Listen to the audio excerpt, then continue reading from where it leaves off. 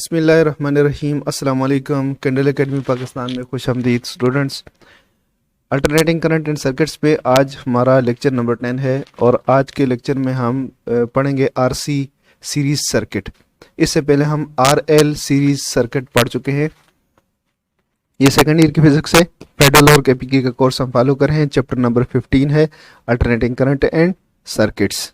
Last lecture में हमने RL series circuit की पावर हमने डिस्कस की थी, उसका पावर फैक्टर, एम्पीडेंस ट्रायंगल और क्यू फैक्टर हमने डिस्कस किया था।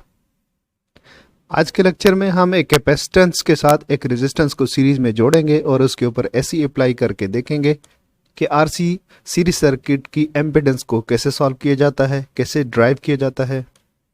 फिर हम आरसी सीरीज सर्किट की ट्रायंगल ड्रा करेंगे और इस ट्रायंगल की मदद से हम पावर एंगल और फेज एंगल सॉल्व करना सीखेंगे। लास्ट में हम पढ़ेंगे पावर इन आरसी सर्किट, इसकी एवरेज पावर हम सॉल्व करेंगे और यहाँ पे हमारे पास एक दफ़ा फिर पावर फैक्टर का कॉन्सेप्ट आएगा। आरसी सीरीज सर्किट को हम circuit diagram, phase diagram, impedance triangle और वेव डायग्राम की मदद से समझेंगे। अगर आपके पास एक कैपेसिटर हो तो उसको सीरीज में रेजिस्टेंस के साथ कनेक्ट करें। ये रेजिस्टर और ये कैपेसिटर, इसके ऊपर अप्लाई कर दें एसी वोल्टेजेस। तो क्या होगा, जब आप इसको ऑन करेंगे तो यहाँ से एसी करंट फ्लो होगा। चूंकि सीरीज सर्किट है तो दोनों कंपोनेंट्स में करंट सेम होगा और दोनों का करंट इन फेज होगा। फर्ज करें कि जो आप वोल्टेज अप्लाई कर रहे हैं वो है V, तो कैपेसिटर के क्रॉस जो वोल्टेज ड्रॉप होंगे उसे हम कहेंगे VC और जो रेजिस्टेंस के क्रॉस जो वोल्टेज ड्रॉप होंगे इसको हम कहेंगे VR। रेजिस्टेंस में करंट और वोल्टेज दोनों इन फेज होंगे, जबकि कैपेसिटर के क्रॉस वोल्टेज और current 90 degree out of phase होंगे। करंट दोनों कंपोनेंट्स में से I फ्लो कर रहा है।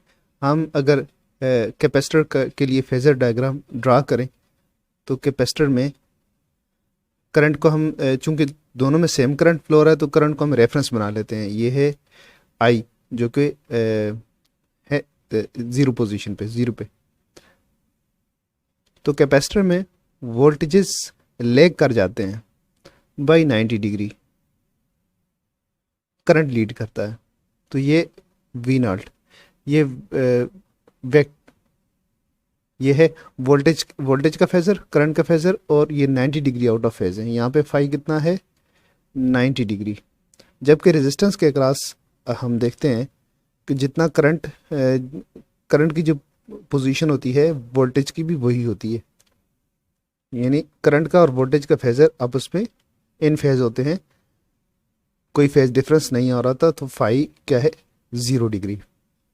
अब यहाँ पे अगर हम देखें, ये है I करंट और ये है, इसको हम I कह लेते हैं, इसको V कह लेते हैं, क्योंकि वोल्टेज का फेजर थोड़ा ज़्यादा होता है, उसकी लेंथ, उसकी मैग्नीट्यूड ज़्यादा होती है। तो ये वोल्टेज का फेजर है VR, दोनों में करंट का फेजर सेम है। तो यहाँ पे हम दोनों की कंबाइंड डायग्राम बना सकते हैं। वो कुछ इस तरह से बनेगी।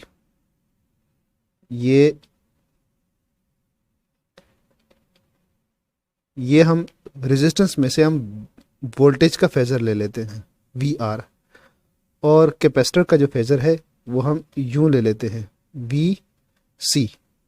अब इन दोनों में दोनों के वोल्टेजेस का कितना डिफरेंस आ रहा है, 90 डिग्री आउट ऑफ फेज है।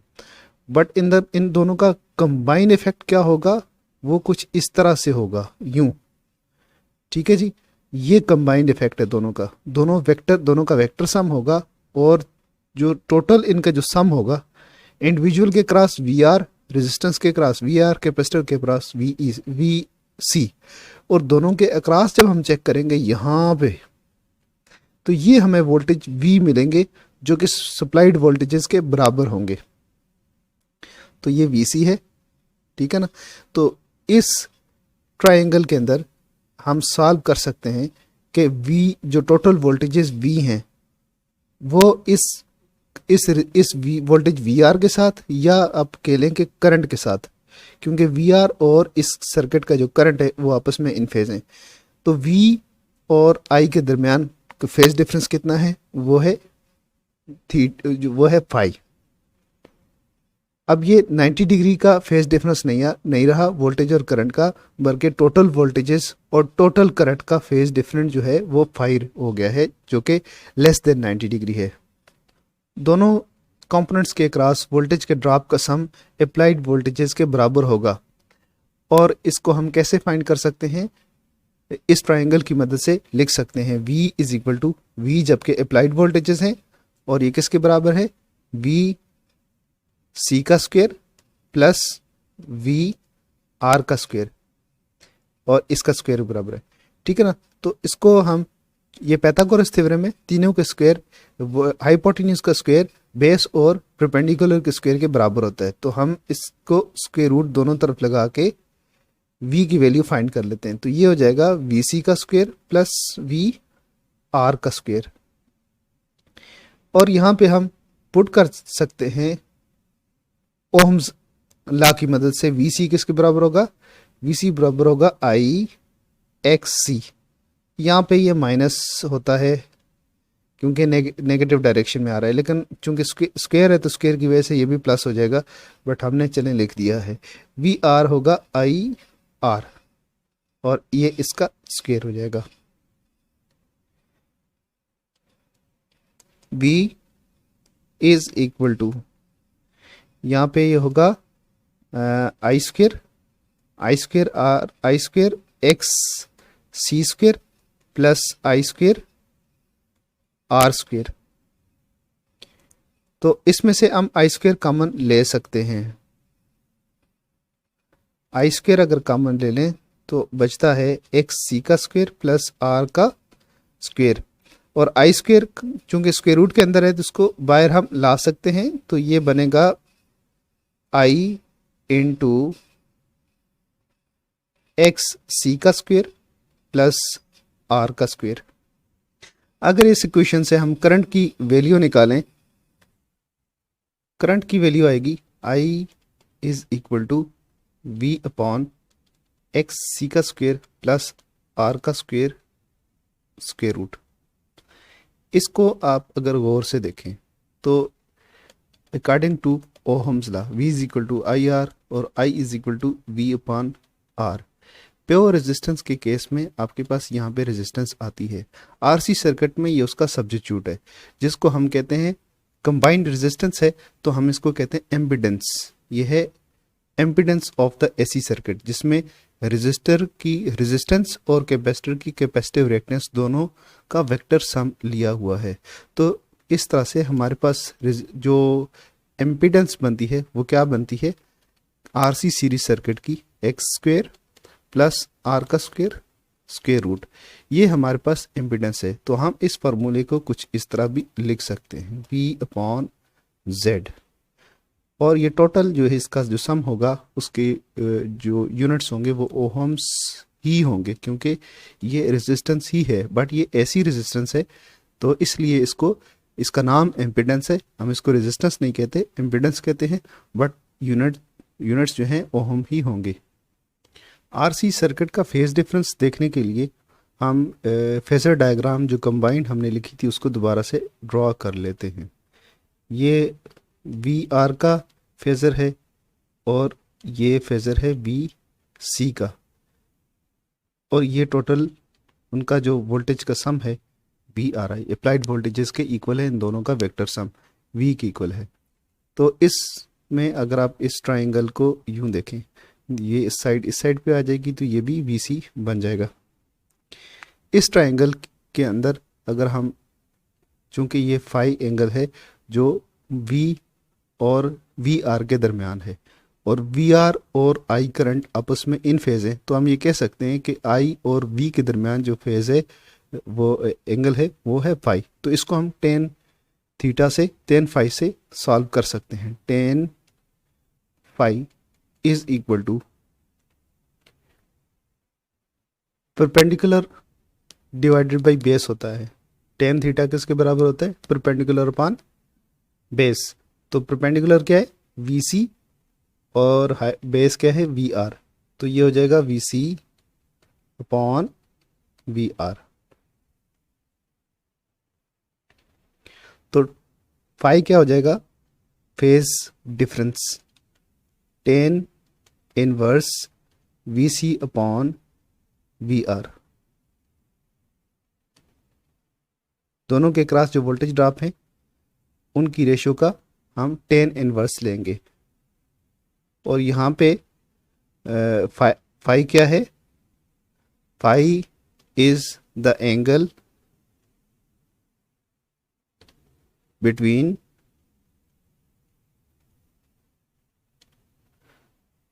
आई एंड वी।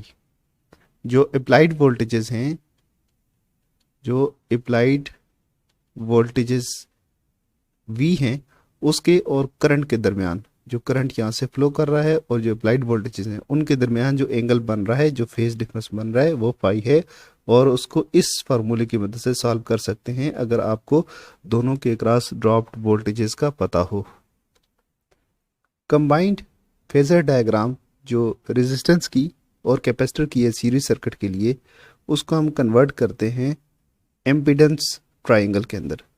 तो सबसे पहले तो आप ये देखें, ये डायग्राम बन रही है, ये वी आर है और ये वी है, ये वी सी और इसी तरह ये भी वी सी बन रहा है। इसको हम उठा के यहाँ पे रख लेते हैं वी सी। तो अब वी आर किसके बराबर होता है, वी आर बराबर होगा आई आर के। वी सी किसके इक्वल होगा, वी सी इक्वल होगा आई एक्स सी के। और वी किसके बराबर है, वी बराबर है आई इंटू जेड के। तो तीनों में आई कॉमन है तो इसको हम हटा देते हैं। तो अब हमारे पास जो ट्रायंगल जो बनेगी वो रेजिस्टेंस की फॉर्म में आ जाएगी, रेजिस्टेंस और एम्पिडेंस की फॉर्म में आ जाएगी। ये इस तरह से है, यहाँ पे रह जाएगा एक्स सी और यहाँ पे होगा आर और यहाँ पे होगा जी जेड। तो ये जो डायग्राम है ये एम्पीडेंस ट्राइएंगल कहलाती है। एम्पीडेंस ट्राइएंगल की मदद से हम क्या चीज लिखते हैं, नंबर एक पावर एंगल।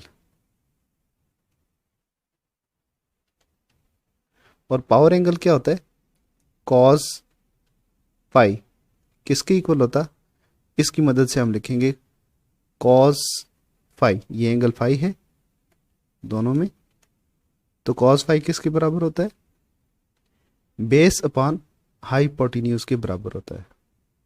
तो आर ऊपर लिखेंगे, जी नीचे, तो आपके पास आ जाएगा कॉस इनवर्स आर अपॉन जी। इसका जो आंसर आएगा ये आपके पास पावर एंगल आएगा।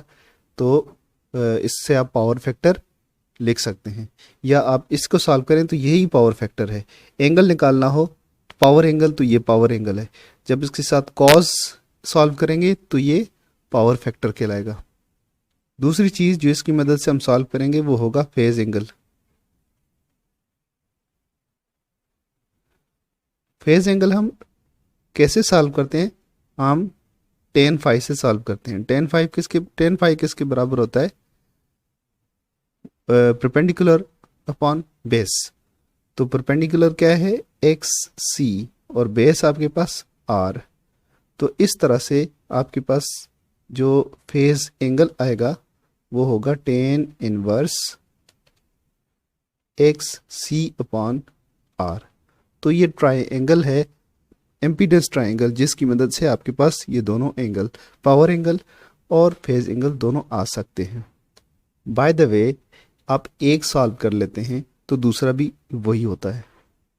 फाई जो है वो एंगल दोनों का सेम है, पावर एंगल भी वही है और फेज एंगल भी वही है, बट आप इनको दोनों तरीकों से सॉल्व कर सकते हैं, ये एडवांटेज है। आरसी सीरीज सर्किट की पावर को देख लेते हैं। ये आपके पास वेव डायग्राम है,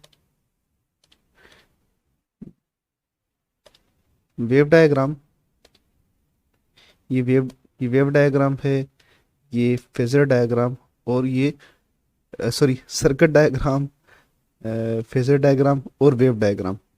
तो ये तो हम डिस्कस कर चुके हैं ये दोनों चीज़ें। अब वेव डायग्राम में अगर आप गौर से देखें तो यहाँ पावर की कर्व भी दी हुई है, और पावर की कर्व से पहले आप ये देख लें कि इसमें जो आपको ज़ीरो कंसिडर किया हुआ है, वोल्टेज को ये ज़ीरो से स्टार्ट किया है, तो करंट जो है वो लीड कर रहा है, करंट यहाँ से स्टार्ट हो रहा है।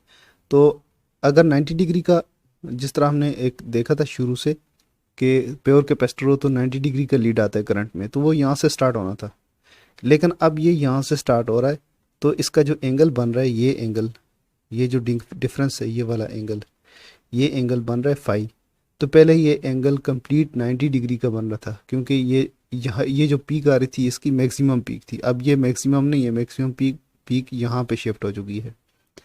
तो अब ये जो एंगल है, फेज डिफरेंस, इसमें वेव डायग्राम में फेज डिफरेंस जो है देखना ज़रा मुश्किल होता है, बट ये है कि इस तरह से आप देख सकते हैं। और पावर को देख लें कि एवरेज पावर इस आरसी सर्किट की उसी तरह जिस तरह हमने आरएल सीरीज सर्किट देखा था, उसकी एवरेज पावर ज़ीरो नहीं थी बल्कि कुछ आ रही थी। एवरेज इसमें पॉजिटिव पावर ये रही, ये पोर्शन पॉजिटिव पावर का है, और ये छोटा सा पोर्शन नेगेटिव पावर का है। तो इसलिए इनका जब आप एवरेज लेंगे तो इसकी पावर बनेगी, कुछ ना कुछ एवरेज पावर होगी, उसका फैक्टर मल्टीप्लाई होगा उसके साथ। तो बहुत थोड़ी सी पावर है जो सोर्स को वापस सप्लाई हो रही है, बाकी पावर सारी की सारी कंज्यूम हो रही है, डेसिपेट हो रही है। तो एवरेज पावर अगर हम लिखना चाहें तो हम पावर को इसी तरह लिखेंगे, वही फार्मूला बनेगा, P is equal to I V, और आई वी को हम लिखते हैं आई साइन ओमेगा टी, और कॉस जो होगा cos V cos omega t हो जाएगा। तो ये एंगल नेगेटिव मैक्सिमम पे है, नेगेटिव से स्टार्ट हो रहा है, लेग कर रहे हैं, तो इसको हम दोनों को साइन की फॉर्म में लिखेंगे। तो ये बन जाएगा I average of I naught, ये आई नॉट है, ये वी नॉट है, यानी maximum value, peak value, I naught sine omega T और V naught sine omega T minus five. अब ये जो है एवरेज जो है इसकी अगर हम लेंगे तो ये 90 डिग्री होता तो इस एवरेज सारी की सारी ज़ीरो हो जाती, लेकिन ये 90 नहीं है बल्कि ये 5 है। तो इसलिए इसका जो एवरेज बनता है, आई नाल्ट और वी नाल्ट मैक्सिमम पीक वैल्यूज़ हैं तो वो ऐसे ही रहेंगी, एवरेज यहाँ पे शिफ्ट हो जाएगा साइन ओमेगा टी और साइन ओमेगा टी माइनस 5। अब क्या होगा, अब इसका जो आप एवरेज सॉल्व करेंगे तो इसकी एवरेज आपके पास आएगी आई नाल्ट वी नाल्ट 1/2 कॉस 5, और 1/2 को आप यहाँ पे डिस्ट्रीब्यूट करें तो आई नाल्ट 2 स्क्वायर रूट और वी नाल्ट अपॉन 2 स्क्वायर रूट और कॉस 5 आ गया। तो ये बनेगा पावर एवरेज जो है बनेगी, ये इंस्टेंटेनियस करंट है आई और ये इंस्टेंटेनियस वोल्टेजेस हैं वी, और आपके पास ये कॉस इसका फैक्टर आ गया। तो एवरेज पावर उसी तरह से बन रही है, P average is equal to V I cos 5, और ये जो पोर्शन है ये आपका कहलाता है पावर फैक्टर, और पावर फैक्टर आपका जो होगा 0 और 1 के दरमियान होगा, ये भी 0 और 1 के दरमियान होगा। तो आपका कोई भी कैपेसिटिव लोड हो तो उसका जो पावर फैक्टर, अगर प्योर कैपेसिटर हो तो उसका पावर फैक्टर 0 होगा, और जबकि अगर वो मिक्स सर्किट है तो उसका 0 और 1 के दरमियान होगा, और अगर प्योर रेजिस्टिव सर्किट है तो उसका पावर फैक्टर यूनिटी के इक्वल होगा। तो आपकी ये कोशिश होती है कि जो भी कैपेसिटिव लोड हो आपके, कोई भी अगर कैपेसिटिव लोड है तो उसमें पावर फैक्टर आपका जो है ग्रेटर देन लेस देन 1 आएगा तो आप उसको यूनिटी के करीब लेके जाने की कोशिश करेंगे। उसके लिए टेक्निक्स होती हैं, जिस तरह इंडक्टिव लोड के साथ आप कैपेसिटर लगाते हैं तो कैपेसिटर लोड के साथ इंडक्टर लगा सकते हैं ताकि पावर फैक्टर आपका यूनिटी के करीब चला जाए। आरसी सीरीज सर्किट के टॉपिक को हम यहीं पे एंड करते हैं। नेक्स्ट क्लास में हम आर एल सी सर्किट तीनों कंपोनेंट्स को कंबाइन करेंगे और फिर हम इसके ऊपर डिस्कशन करेंगे। इसके साथ ही हमें इजाज़त दीजिए। अल्लाह हाफिज़।